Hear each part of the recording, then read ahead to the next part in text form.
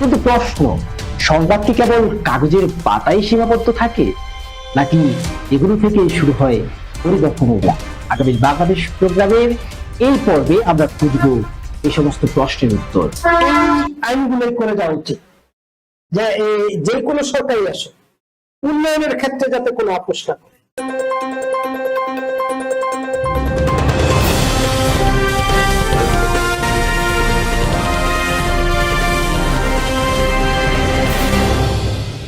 I news 21 আজ ও আগামীর কথা বলে। রাজনীতি, শিক্ষা, খেলাধুলা, সমাজ ব্যবস্থা সহ বিভিন্ন বিষয় নিয়ে আই নিউজ 21 এর আলোচনার গোলটেবিল।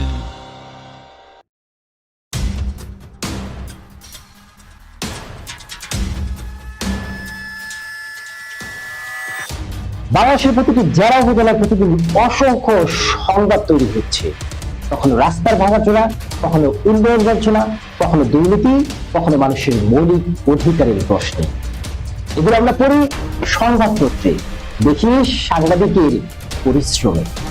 কিন্তু প্রশ্ন, সংবাদ কি কেবল কাগজের পাতায় সীমাবদ্ধ থাকে, নাকি এগুলো থেকে শুরু হয় পরিবর্তনের যাত্রা? কেন দেখতে হয় শুধুমাত্র ভাইরাল সংবাদগুলোতেই প্রশাসনের দৃষ্টি আকর্ষণ হয়? তাহলে কি শুধু ভাইরাল গুলোর সংবাদ, বাকিগুলো সংবাদ নয়?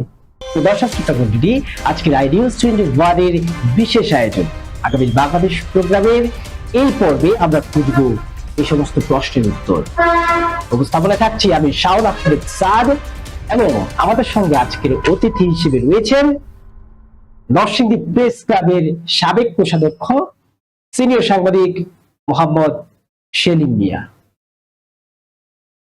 আমাদের বাম পাশে রয়েছেন বাংলাদেশ টেলিভিশন বিটিভির নরসিংদী জেলা প্রতিনিধি মোহাম্মদ শাহিন মিয়া। দুজনকেই স্বাগত আমাদের আজকের অনুষ্ঠানে। গত এক সপ্তাহ আগে আমরা দেখেছি যমুনা টেলিভিশন নরসিংদী জেলা প্রতিনিধি আয়ুব সরকার জয় তিনি প্রকাশ্যে ক্যামেরার সামনে একদল দুর্বৃত্তের কাছে সরাসরি মারপিট খেয়েছেন। আসলে সাংবাদিকরা তাদের হাতে অস্ত্র থাকেন, তাদের ক্যামেরা, স্ট্যান্ড আর কলম, এটাই হচ্ছে তাদের বহনটা অস্ত্র। এই অস্ত্র নিয়ে মাঠে ঝুঁকি নিয়ে যেভাবে তারা ঝাঁপিয়ে পড়ে, কাজ করে, যে সাংবাদিকের নিরাপত্তা, আসলে এই নিরাপত্তাটা কোথায়? এই ব্যাপারে আপনি কি বলবেন? ধন্যবাদ একটা সময় উপযোগী একটা প্রশ্ন করার জন্য। আমরা সারা বাংলাদেশে ইদানিং দেখতে পাচ্ছি যে সাংবাদিকদের উপর জনগণ এবং কোনো কোনো ক্ষেত্রে প্রশাসন সাংবাদিকদেরকে প্রতিপক্ষ মনে করছে। এটা অনেক দুঃখজনক ঘটনা। আয়োগ আমাদের সহকর্মী, সে এক পক্ষে রিপোর্ট করছে, তাদের পক্ষে রিপোর্ট করে নাই। এই কথা বলে তাকে বেদম মারপিট করছে, যা আমাদের আরো সহকর্মীরা ছিল তারা কেউ পারে নাই তাকে রক্ষা করতে। প্রশাসন যেটা করছে আমরা পরে শুনছি, তারা 3 জন লোককে আটক করছে। কিন্তু আমরা সেটার তার আহত হওয়ার দুঃখ প্রকাশ করছি এবং প্রশাসনের নিন্দা জানাচ্ছি। প্রশাসনের কাছে অনুরোধ করবো যে এই ধরনের আক্রমণ প্রকাশ্য দিন দুপুরে এইভাবে রক্তাক্ত অবস্থা করবে সাংবাদিককে, এটা আর প্রশাসন এটা বিচার করবে না, এটা আমরা আশা করি নাই। তাহলে আমাদের যে সংবাদপত্রের যে স্বাধীনতা খর্ব হবে। ধন্যবাদ আপনাকে। আমরা একটু পত্রিকার পাতায় চোখ বুলাতে চাই। আমি এখন পড়ছি বাবুরহাট বার্তার একটি একদম প্রথম পৃষ্ঠা ছাপানো প্রথম সংবাদটি, নরসিংদীর 362টি মণ্ডপে চলছে দুর্গাপূজার প্রস্তুতি। আমি একটু রিপোর্টটা যদি প্রথম প্যারাটা একটু করতে চাই। এবছর নরসিংদী জেলায় 6টি উপজেলায় 362টি মণ্ডপ ও মন্দিরে শারদীয় দুর্গাপূজা উদযাপিত হবে। এর মধ্যে নরসিংদী সদর উপজেলায় 105টি, পলাশীতে 43টি, শিবপুরে 72টি, বেলাবতে 25টি, মনোহরদীতে 53টি এবং রায়পুরায় 64টি। আজকে মহালয়া গেল। আমার শাহিন ভাইয়ের কাছে প্রশ্ন থাকবে, আপনি বিগত 15 বছর যাবৎ সাংবাদিকতার সাথে রয়েছেন, বাংলাদেশ টেলিভিশনে বর্তমান সাংবাদিকতা করছেন। আসলে আমাদের যেহেতু নরসিংদী জেলাতে আপনি কাজ করছেন, এই জেলার মধ্যে আপনার সাংবাদিকতার বয়সে এই দুর্গাপূজার সময় কোনো অপ্রীতিকর তেমন ঘটনা ঘটছে কিনা, কিংবা যারা হিন্দু রয়েছেন, পূজারী রয়েছেন, তারা আসলে আমাদের প্রশাসনের কাছে কোন ধরনের সহযোগিতা তারা প্রত্যাশা করে? আপনি গণমাধ্যম কর্মী হিসেবে তাদের কাছ থেকে এই পর্যন্ত যত নিউজ কভার করেছেন এই বিষয়ে, হ্যাঁ, আপনি মানে কি বুঝতে পারেন তারা আসলে কোন ধরনের সহযোগিতাটা প্রশাসনের কাছ থেকে চায়?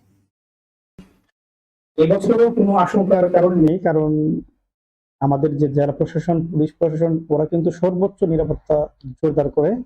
এবং আসলে প্রতিবেশীরা যদি সহযোগিতা করে, আসলে এখানে কিন্তু সবচেয়ে বড় সহযোগিতা। যদি কোনো আসলে ওইরকম ভাবে কোনো দুষ্কৃতিকারীরা যদি কোনো কিছু অপ্রীতিকর ঘটনা না ঘটে, তাহলে কোনো সম্ভাবনাই নেই যে এখানে কোনো হামলা টামলা থেকে শুরু করে অনেক সুন্দরভাবে তাদের হিন্দুদের যে সবচেয়ে বড় ধর্মীয় যে উৎসবটা, এরা কিন্তু অনেক আনন্দ, উৎসাহ, উদ্দীপনার মধ্যে দিয়ে কিন্তু তারা এবারও উদযাপন করতে পারবে। কারণ প্রশাসনের পাশাপাশি আমি এবারও আশা করি যে গতবারের মতো হয়তো বিভিন্ন রাজনৈতিক দলের যে নেতা কর্মীরা রয়েছে তারাও হয়তো তাদেরকে সহযোগিতা করবে। সবকিছু মিলিয়ে কিন্তু কোনো আশঙ্কা আমি দেখছি না। আশা করি সুন্দরভাবে তারা তাদের ধর্মীয় যে উৎসবটি পালন করতে পারবে। ধন্যবাদ আপনাকে। আমি প্রথম আলো পত্রিকা আজকে 8 পৃষ্ঠার একটি সংবাদ, এখানে দুর্গাপূজায় সর্বোচ্চ নিরাপত্তা দিতে হবে। আমি যদি আরো একটু করতে যাই, এটি হচ্ছে গোলটেবিল বৈঠকে বক্তারা বলেন, জাতীয় প্রেস ক্লাবে গোলটেবিল বৈঠকের আয়োজন করে বাংলাদেশ সনাতন পার্টি। এতে পূজার সময় নিরাপত্তা জোরদারের দাবি তোলা হবে। সেলিমদের কাছে আমার প্রশ্ন থাকবে, নরসিংদী জেলাতে কি এরকম সর্বোচ্চ নিরাপত্তা প্রয়োজন আছে বলে আপনি মনে করেন? এই ব্যাপারে আপনি কি বলেন? এটা আসলে এটা সময় উপযোগী এবং চলমান একটা প্রশ্ন। নরসিংদী জেলাতে আমি যতটুকু জানি, আমিও নিউজ কভারেজ করেছি, তারা তাদের যে প্রতিমা তৈরি করছে শিল্পীদের, নরসিংদীতে এবার সর্বোচ্চ নিরাপত্তা দিচ্ছে। অন্যান্য বছরের তুলনায় এবছর সবচেয়ে বেশি নিরাপত্তা দিচ্ছে। আমাদের হিন্দু ভাইদের সাথে আলাপ করে তারা যতটুকু জানিয়েছে যে সারা দিনে রাত্রে প্রায় 3 থেকে 4 বার তারা পুলিশ প্রশাসন আমাদের মণ্ডপে আসে। আবার একটা প্রত্যেক পূজা মণ্ডপে তারা একটা খাতার মতো করে দিয়েছে, তারা যে কয়টার সময় গেল, কয়টার সময় চলে আসলো, সেটাও তারা লিপিবদ্ধ করে আসে। আশা করি অন্যান্য বছরের তুলনায় বা বিগত আরো 14-15 বছরের তুলনায় সর্বোচ্চ নিরাপত্তা, এবং এ পর্যন্ত কোনো ঘটনা হিন্দু মন্দিরে তাদের এরকম কোনো ঘটনা ঘটছে এরকম খবর আমরা এখনো পাইনি। আশা করি সামনে আমরা পাবো না।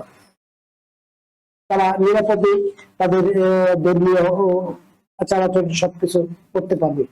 ধন্যবাদ আপনাকে।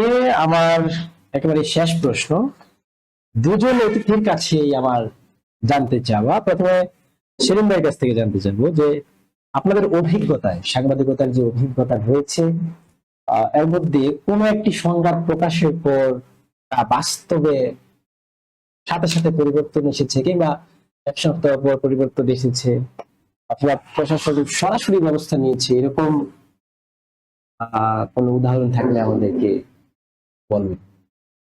আসলে আমরা প্রশাসন নিচ্ছে, সেটা অস্বীকার করার জায়গায়। প্রশাসনে যে আমাদের একবারে নেয় না এটাও ঠিক না। যে অনেক ক্ষেত্রে আমরা আমাদের কোনো অকারেন্স বা আমরা রিপোর্ট করার পরে তবে বর্তমানের তুলনায় আরো 2-4-15 বছর 10 বছর আগে একটা রিপোর্টকে যেইভাবে তারা মনে করতো যে এই রিপোর্ট হচ্ছে, যদি এটা অ্যাকশন না নেই আমাদের কোনো সমস্যা হতে পারে, এরকম প্রশাসন এরকম এখন মনে করে না। তারা তাদের মতো করে চলে। এইটার আমার একটা আমি মনে করি একটা সমস্যা হয়েছে, যেটা আমি আমার পছন্দ হতো, আমার দলের লোক, আমি তাকে ওসি দিছি, আমি তাকে এসআই করছি, আমি তাকে এসআই করছি, সে চিন্তা করে এটা কাকে কে কাজটা করলো, আরে সে তো আওয়ামী লীগ করে, তারে বললে যে আমার এমতেলে ভোট দিয়ে যাবে। আবার ইয়ার দলের সময় এটা সে বিএনপি করে, তারা যদি ধরি তাহলে তো সমস্যা হয়ে যাবে। এই যে দলীয় নজর ভিত্তিক যে প্রশাসন, এতে আমাদের অনেক ক্ষতিগ্রস্ত। আমাদের মধ্যে যে এরকমটা নাই এটা আমি বলি না, আমাদের সাংবাদিকদের মধ্যে আমরা কোনো দিকে বাইস্ট বা কোনো দিকে পছন্দ করি। আমরা অনেকে এই পছন্দটা প্রকাশ করে, আবার কেউ কেউ প্রকাশ করে না। এতে আমরা অনেক ক্ষেত্রে নির্যাতিত হই।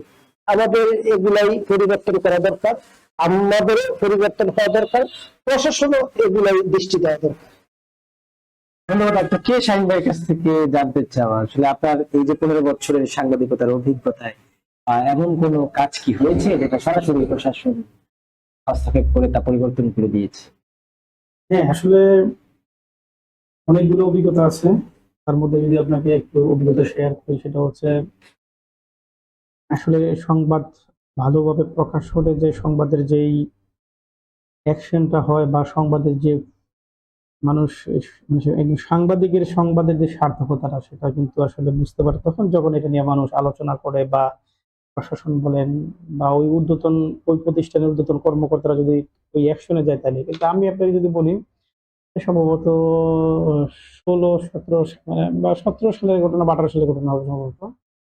এটা কিন্তু আপনার 5 যেই ভাঙা 4 লেন যেই দৃষ্টিনন্দন যে সড়কটি এখন আপনারা দেখতে পাচ্ছেন, এই সড়কের মধ্যে কিন্তু যখন এটা আসলে 4 লেন সড়কটি 1 মিনিটে পাস হয়, এর সাথে সাথে কিন্তু এই রাস্তা জুড়ে রাতের আধারে বেশ কিছু অবৈধভাবে বিল্ডিং স্থাপনা নির্মাণ করা হয়।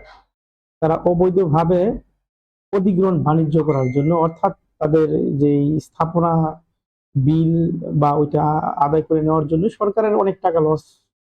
ওই সময়টা আমরা আসলে দেখেছি, রাতে দিনে এখানে কাজ করেছে। তবে আমি ওই সময় আসলে কাজ করতে গিয়ে এই চক্রের যে প্রধান, তার মধ্যে একজন ছিল জেলা প্রশাসক কার্যালয়ের। আমি এগুলো জানতে পারলাম, আমার কাছে অডিও রেকর্ডও ছিল কারা কারা জড়িত। তো ওই সময়টা আমার মনে আছে যে আমি এবং আমার আরো 2 জন সহকর্মী, আমরা মোট 3 জন, এই সংবাদটা আসলে খুব সুন্দর করে 2 দিন সময় নিয়ে অনেক তথ্য কালেক্ট করে নিউজটা আমরা আসলে দেখি। আমাদের সময় পত্রিকা সহ আরো 2টা পত্রিকাতে আসছে। আমাদের সময় বিশেষ করে ফার্স্ট পেজে যে রাতের আধারে অবৈধ ক্ষতিপূরণের আশায় ব্যাঙের ছাতার মতো বিল্ডিং নির্মাণ হচ্ছে, এই আকারে আপনার নিউজটা ছাপা হয়।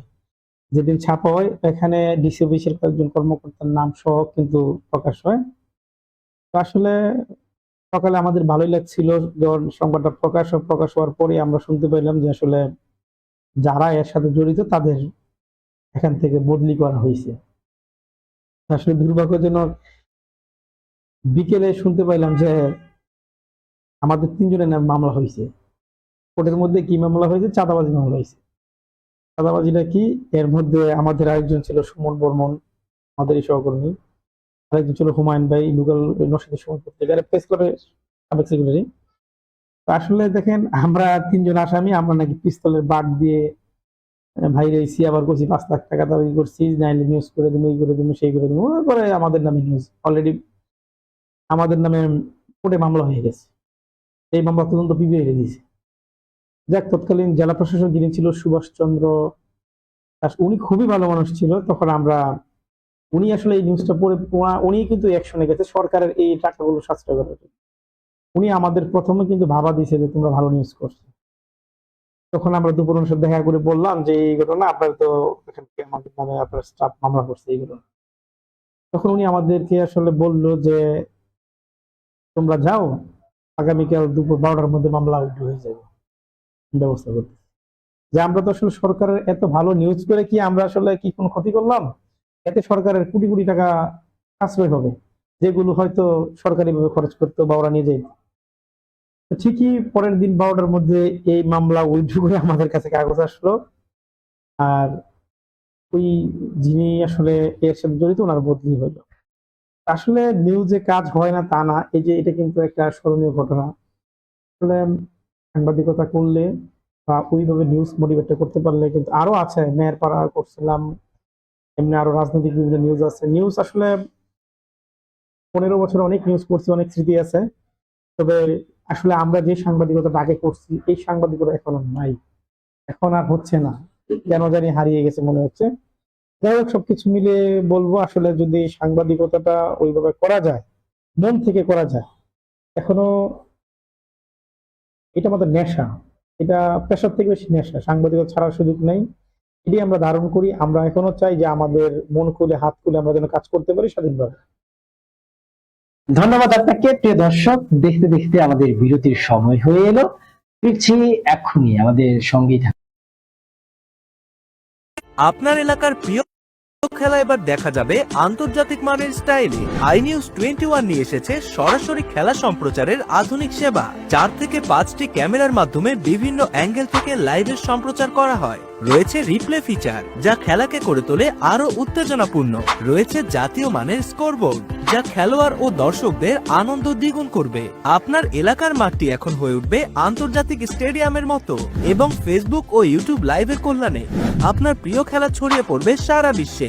এছাড়াও নাটক, সেমিনার, সভা সমাবেশ সহ সকল ধরনের অনুষ্ঠান লাইভ করা হয়। তাই এখনই যোগাযোগ করুন আমাদের সাথে। যোগাযোগ করতে স্ক্রিনে দেওয়া নাম্বারে হোয়াটসঅ্যাপ করুন অথবা মেসেজ দিন আমাদের পেজে। এখনই সাবস্ক্রাইব করুন আমাদের ইউটিউব চ্যানেলে এবং ফলো দিন ফেসবুক পেজে। বিরতির পর আবারও স্বাগত, দেখছেন আটাবির বাংলাদেশ। দর্শক, বিরতির আগে আমরা যেমনটা শুনছিলাম, শাহিন ভাই তার সুন্দর সুন্দর উত্তরগুলো আমাদেরকে দিচ্ছিল। এবারে আমাদের প্রশ্ন থাকবে মোহাম্মদ সেলিম ভাইয়ের কাছে। নরসিংদী সদর উপজেলা পাইকারচুরি ইউনিয়নের বিগত 15 বছর যাবত বালাপুর গ্রামে মূলত যে জমিদার বাড়িটি রয়েছে, জমিদার বাড়ি থেকে হাজিপাড়া যেতে একটি সেতু ব্যবহৃত হয়। সেই সেতুটি আমার দেখা মতে স্থানীয় পত্রিকায় কয়েকবার প্রকাশিত পেয়েছে। প্রায় 15 বছর যাবত একটা পাশ সেতুটির ভাঙা। একই সঙ্গে আরেকটু সামনে যদি যাই, এটা হচ্ছে 1 নং ওয়ার্ড। 5 নং ওয়ার্ডে বাংলাদেশের সিএনজি স্ট্যান্ড থেকে একটি প্রাইমারি স্কুল যেতে প্রায় 10 থেকে 15টি শিল্প কারখানা, শিক্ষার্থীদের যাতায়াত, অনেক মানুষের চলাচল। এই রাস্তাটি বিগত 15 থেকে 16 বছর যাবৎ ভাঙাচোরা অবস্থায়। বিগত সরকার আমলে দেখা গেছে প্রায় 5 থেকে 6 বার রাস্তাটির উদ্বোধন হয়েছে, কিন্তু কাজ এখনো হয়। এখনো পর্যন্ত এই দুটো বিষয়কে জাতীয় পত্রিকা কিংবা জাতীয় টেলিভিশন কোথাও সংবাদ প্রকাশ হতে আমরা দেখিনি, কিন্তু সেটা স্থানীয় পত্রিকায় প্রকাশ পেয়েছে। আমার যে প্রশ্ন আপনার কাছে সেটা হচ্ছে, একটা সংবাদ যখন জাতীয় পত্রিকায় আসে তখনই যেন তার গুরুত্ব পায়, কিন্তু যখন স্থানীয় পত্রিকায় খবরকে দেখানো হয় তখন সেটাকে অবহেলা করা হয়। আসলে এই অবহেলা করার সংস্কৃতি আমরা কিভাবে ভাঙতে পারি? ধন্যবাদ। আসলে আপনি যেই দুইটা প্রশ্ন করলেন, যে একটা সেতু আর একটা রাস্তা, এটা আমিও এই সেতুটা চিনি। এই ওই প্রাইমারি স্কুলে যাওয়ার রাস্তাটা আমার সৌভাগ্য হয়েছে যাওয়ার মতো। আসলে এটা এরকম থাকার কথা না, এটা আমরা কেউ আশা করি না। এই ধরনের অবহেলা, হাজার হাজার লক্ষ লক্ষ মানুষ যে রাস্তায় চলাচল করে, যে রাস্তায় পরবর্তী শিশুরা স্কুলে আসা যাওয়া করে, সেই রাস্তাটা এই অবস্থা থাকবে। পাশে একটা বড় পুকুর আছে, এই প্রাইমারি স্কুলে যাওয়ার পাশে একটা বড় পুকুর। যে কোনো সময় বড় ধরনের দুর্ঘটনা ঘটতে পারে বাচ্চারা আসা যাওয়াতে। এইটা প্রশাসন এবং প্রশাসন কেন করলো না? এত উন্নয়ন করলো বিগত সরকার, তাহলে এই জায়গাটায় উন্নয়নের, এটা কি বাংলাদেশের মধ্যে পড়ে নাই? তারা কি এটা দেখে নাই? নাকি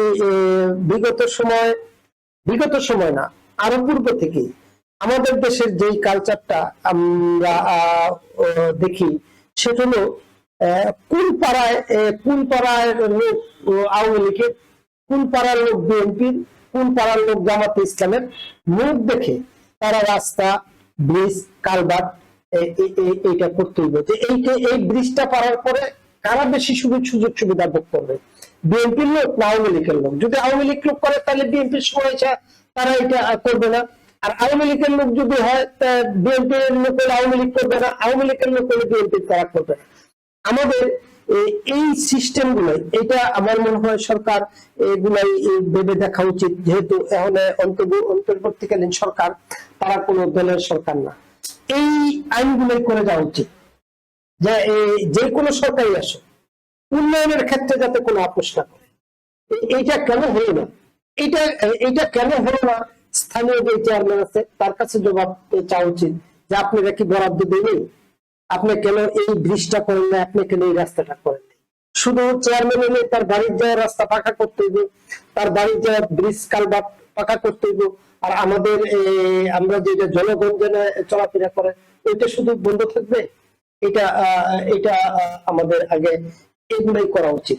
আর আমাদের লোকাল, এই যে আগেই তো বললাম যে আমাদের লোকাল পত্রিকাগুলো এবং অনেক লোকাল আপনার টেলিভিশন বা অনলাইন বা আপনার ইউটিউবে অনেক হচ্ছে, ওগুলো শুধু ভাইরাল নিয়েই থাকবেন, আপনারা জনগণের দুর্ভোগ সেটা দেখবেন না। এটা এই ব্যাপারে আমার সরকারের কাছে, বর্তমান সরকারের কাছে অনুরোধ যে অনেক আপনারা বিভিন্ন জায়গায়, বিভিন্ন জেলায় আপনারা নতুন করে একটা করতেছেন, করতেছেন যাতে জনগণ এই পর্যায়ে যাতে সুবিধাটা পায়। পাশাপাশি আপনারা এই যেই এলাকায় উন্নয়ন হয় নাই, জন উন্নয়ন হয় নাই, এটা আপনারা একটু দেখেন। আবার অনেক ক্ষেত্রে দেখা গেছে যে আমার কোন এলাকায় আপনার বিএনপির ছিল, চেয়ারম্যান ছিল, বিএনপির চেয়ারম্যান, তারে কোনো উন্নয়ন দেওয়া যাবে না, তারে কোনো বরাদ্দ দেওয়া যাবে না, তাহলে অসুবিধা হয়ে যাবে। আবার অন্য সরকার আসলে তারা মনে করে এটা তো আওয়ামী লীগের চেয়ারম্যান, তাকে আমরা তাও বরাদ্দ দিতে পারি না, এটা তো সে আওয়ামী লীগের কাজে ব্যবহার করবো। আমাদের আগেও বলেছি যে আমাদের এই মাইন্ড গুলোই পরিবর্তন করতে হবে। আওয়ামী লীগ, বিএনপি উন্নয়নের ক্ষেত্রে এইখানে কোনো আপোষ করা যাবে না। আমি মনে করি বর্তমান সরকারের কাছে আমার অনুরোধ ছিল যেই সমস্যাগুলো আপনি উপস্থাপন করলেন দ্রুত যেন এটা করা হয়। যে কোনো, এখন শুনছি পাইকারচর ইউনিয়নে সম্ভবত আপনার নতুন প্রশাসক নিয়োগ করছে। প্রশাসকের কাছে আমার উদাত্ত আহ্বান, অবহেলিত যে জায়গাগুলো ছিল উন্নয়নের যেই জায়গাগুলো উন্নয়ন হয় নাই, আমি আশা রাখবো যে আপনি ওই জায়গাগুলাই উন্নত করার জন্য, রাস্তাটা পাকা করার জন্য, এই ব্রিজটা যত দ্রুত সম্ভব যাতে করে দেয়, আমার এই আহ্বান রইল। ধন্যবাদ আপনাকে। আমি এই পর্যায়ে সাইদের কাছে প্রশ্ন, আপনি যেহেতু বাংলাদেশ টেলিভিশন বিটিভিতে কাজ করছেন, আপনাদের অন্যান্য টেলিভিশন থেকে অনেক নীতিমালায় পরিবর্তন, অনেক কিছু আপনাদেরকে মেনে তারপর সংবাদ প্রচার করতে হয়। আসল কথা হচ্ছে যে যখন আওয়ামী লীগ সরকার ছিল তখন বিশেষ করে বিটিভির সাংবাদিককে যেরকম ভাবে বলতো যে শুধু আওয়ামী লীগের সাংবাদিক, একই রকম ভাবে বিটিভির সাংবাদিক ছাড়াও যারা অন্যান্য গণমাধ্যমে কাজ করে বিভিন্ন আওয়ামী লীগের প্রোগ্রাম গুলো যখন তারা কভার করতো, যেহেতু ওই সময় তেমন একটা জামাতের প্রোগ্রাম লক্ষ্য করা যায়নি, বিএনপির প্রোগ্রাম লক্ষ্য করা যায়নি, অন্যান্য যে দলগুলো রয়েছে তাদের প্রোগ্রাম লক্ষ্য করা যায়নি, তাদের একতরফা প্রোগ্রাম ছিল, সেগুলো কভার করেছে। এখন আবার একটাই, আওয়ামী লীগ মাঠে নেই, বিএনপি, জামাত এবং অন্যান্য দলগুলো প্রোগ্রাম সেমিনার করছে, এগুলো আবার সাংবাদিকরা কভার করছে। ঠিক আওয়ামী লীগ সরকার থাকাকালীন তাদেরকে বলা হতো আওয়ামী লীগের সাংবাদিক, এখন আবার বলা হচ্ছে তারা জামাতের সাংবাদিক কিংবা বিএনপি সাংবাদিক। আসলে সাংবাদিকরা কোন দলের, এটা আপনার কাছ থেকে জানতে চাই, সাংবাদিক আসলে কোন দলের? এই প্রশ্নটার সম্মুখীন আমি অনেকবার হয়েছি। এই প্রশ্নটা যদি আপনাকে বলি, আসলে বাংলাদেশ গণতান্ত্রিক রাষ্ট্র, এখানে কিন্তু আমরা প্রত্যেকটা নাগরিকই কিন্তু আমাদের নিজস্ব প্রফেশনের বাইরে অনেকের মনে অনেক দল লালন করতে পারে বা সে আদর্শ মানতে পারে, অনেক কিছু এটা হতে পারে তার ব্যক্তিগত ব্যাপার। কিন্তু একজন সাংবাদিকের কখনোই কোনো দলের বা গোষ্ঠীর পক্ষে থাকা উচিত না বা কাজ করা উচিত না। হ্যাঁ, তবে আমি আপনাকে একটা বলি, যেমন আপনি যদি আমার কর্মস্থল আপনাকে আমাদের বলেন, যেমন আমরা যে কাজটা করি, আমাদের কিন্তু প্রতিনিয়ত আমাদের অফিস থেকে একটা অ্যাসাইনমেন্ট দেয়। একটা টেলিভিশনে তো অ্যাসাইনমেন্ট পান, একটা মন্ত্রী প্রোগ্রামটা কভার করতে হবে, আপনি কি না করে করার সুযোগ আছে? তাহলে আমার প্রশ্ন হচ্ছে, ওই প্রোগ্রাম তো শুধু একজন সাংবাদিক করেন, এখানে আরো মিনিমাম 20 জন টেলিভিশন সাংবাদিক এখানে গেছে বা পত্রিকা গেছে, তারা কি ওই সংবাদ কভার করে নেই? তারা ওই দলের হলো না এখানে। তাইলে বিষয়টা হচ্ছে, তারা মনে করে যে হয়তো ওই জায়গায় থেকে কোনো দল থেকে সুবিধা নেওয়া। হ্যাঁ, সুবিধা নেওয়াটা ভিন্ন কথা। যদি কেউ ওই দল বা দলীয় পদ বা আপনার ওইখান থেকে আলাদা কোনো বেনিফিট নেয়, সুবিধা নেয়, তাহলে তাকে কিন্তু 5 তারিখের পরে দেখছেন আপনারা বিভিন্ন ভাবে তারা সাফার করতে হয় বা করছে। তবে আপনাকে একটা জিনিস মনে রাখতে হবে, আমরা গণমাধ্যম কর্মীরা কোনো দলের না, কখনোই না। এখানে আমাদেরকে বিভক্ত করা হয়, আমাদের ঐক্যটা নষ্ট করা। আমাদের পিছনে আমাদেরকে লাগে যেটা আমরা নিজেরা কখনো ইউনিটিতে এক না থাকতে পারি। আসলে আমরা সাংবাদিক যদি আমাদের সংগঠন, প্রেস ক্লাব বলেন, রিপোর্টার্স ক্লাব যেটা আছে, যদি আমরা এক থাকি, আজকে কিছুক্ষণ আগে আপনি বললেন যে কোনো একজন চেয়ারম্যান সাংবাদিকদের উপর হামলা করছে, মামলা হয়েছে, বিচার হচ্ছে না। আসলে কি আপনার কি মনে হয় যে একজন চেয়ারম্যান একজন সাংবাদিকের উপর হামলা করবে, এর বিচার হবে না? এটা কি সম্ভব? এই জন্যই সম্ভব যে আমাদের মধ্যে ঐক্য নেই, আমাদের মধ্যে ইউনিটি নেই। আজকে কেন প্রশাসন অ্যাকশনে যাবে না, আজকে কেন এটার বিচার হবে না? আমরা কিন্তু অনেক মানে বিশেষ করে আমার সাংবাদিকের ছোট হলো 15 বছর, আমি কিন্তু অনেক কিছুই দেখছি। আমাদের সহকর্মীর দ্বারা প্রশাসন দ্বারা নির্যাতিত হয়েছে, 24 ঘন্টার মধ্যে তার বিরুদ্ধে ব্যবস্থা হয়েছে। ওই প্রশাসনের ওরা সাসপেন্ড হয়েছে। আমার সাথে আমি বলি, আমার সাথেও কোনো একদিন রাতের বেলা একজন পুলিশের সাথে ঝামেলা হয়েছে, মানে তারা অযথাই আমাকে হয়রানি করার চেষ্টা করছে। ওই দিন রাতে তাদের সাসপেন্ড।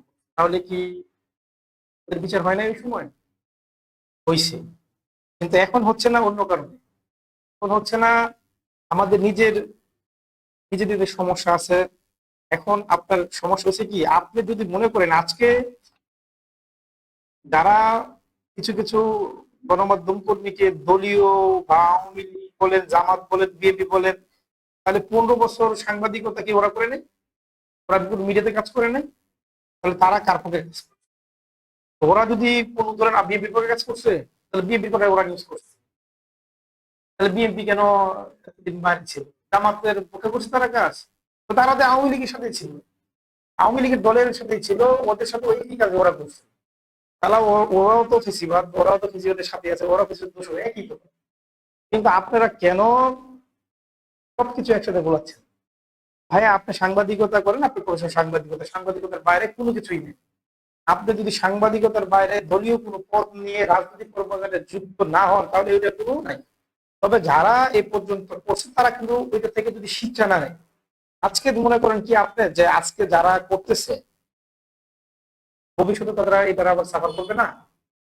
তো আমরা শুধু মনে করি আমরা গণমাধ্যম কর্মীরা হচ্ছে একে অপরের সহকর্মী ভাই, আমরা একে অপরের পাশে থাকবো। আর আমরা হচ্ছে কোন দলের না। আর রাজনীতিবিদ বলেন, আমলারা যারাই বলেন, তারা সাংবাদিকদের কেউ একেবারে আপন, তাদের প্রয়োজন মতো সাংবাদিকদের ব্যবহার করে। তাদের আপনি বিপদে পড়ে দেখেন, ওই রাজনীতিবিদ যে রাজনীতিবিদ ওর পক্ষে দেখাচ্ছেন, আপনাকে এটা হচ্ছে বাস্তব বিপদ। ভাই, আসলে আমরা যদি আমাদের জায়গায় সাংবাদিকতা করতে পারি, এটাই ভালো। আমি মনে করি আমরা কারো দলের না। এখন বিষয় হচ্ছে, আমরা আপনাকে দলীয় বানাই। সকালের কাগজ হাতে ধরি, জাতির গতিপথ সেখানেই দেখি। এক টুকরো কাগজ, অথচ কত শক্তি, অজস্র মানুষের মনের ভক্তি। প্রিয় দর্শক শ্রোতা মণ্ডলী, আজকের আলোচনায় স্পষ্ট, সংবাদপত্র কেবল খবর নয়, এটি একটি সমাজ পরিবর্তনের শক্তিশালী হাতিয়ার। সেই শক্তিশালী হাতিয়ার শুধুমাত্র যেন সংবাদপত্রেই না থাকে, তা যেন বাস্তবায়ন হয়, বাস্তবে উঠে আসে, সেটাই আমাদের প্রত্যাশা।